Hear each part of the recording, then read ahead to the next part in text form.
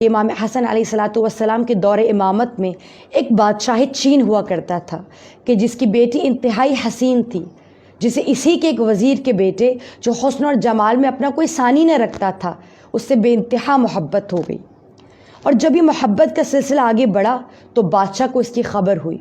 بادشاہ انتہائی مغضوب ہوا تو غیظ و غضب کے عالم میں ان دونوں کو قتل کر ڈالا۔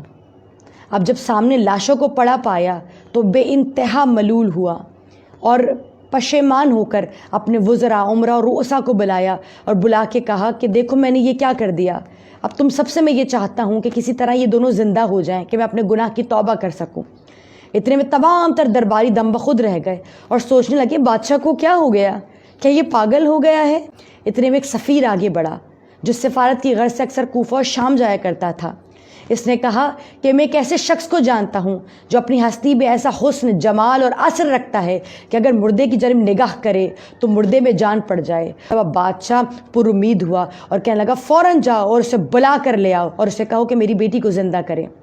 یہ سننا تھا وہ مسکرایا اور مسکرا کے سفیر کہتا ہے کہ یہ ممکن ہے اتنا بڑا شخص ہو جس کے پاس خدائی اختیار ہو وہ تمہارے پاس آ جائے تمہارے کام کے لیے؟ کہا اچھا یہ بتاؤ اس تک جانے کا راستہ کتنا طویل ہے؟ کہا تقریباً 6 ماہ کا راستہ ہے۔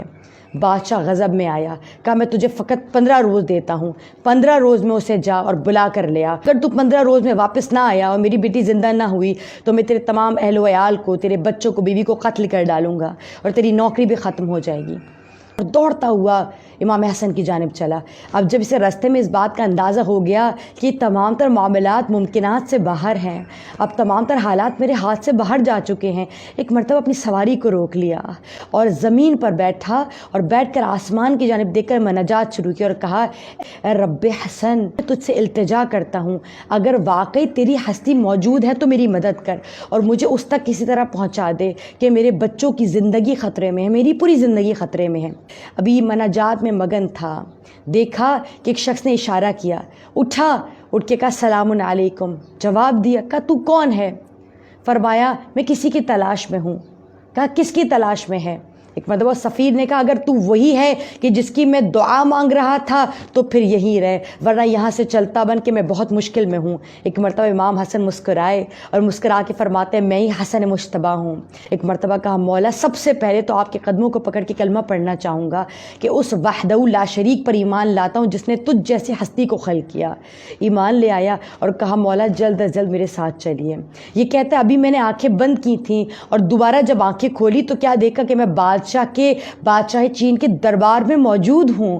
ایک مرتبہ شاہانہ استقبال کیا اور اب امام نے حکم فرمایا کہ ان دونوں لاشوں کو میرے سامنے لا کر رکھ دیا جائے اور ایک مرتبہ مصلی عبادت بچھا کر 2 رکعت نماز ادا کی اور بارگاہ عزتی میں اپنے ہاتھوں کو بلند کر کے فرمایا بار الہا میں تیرے حبیب کا بیٹا ہوں، تجھے تیرے حبیب اور اس کی آل کا واسطہ ہے کہ یہ لوگ تیرے دین کے دہانے پر کھڑے ہیں، مالک میری مشکل کو آسان فرما دیں۔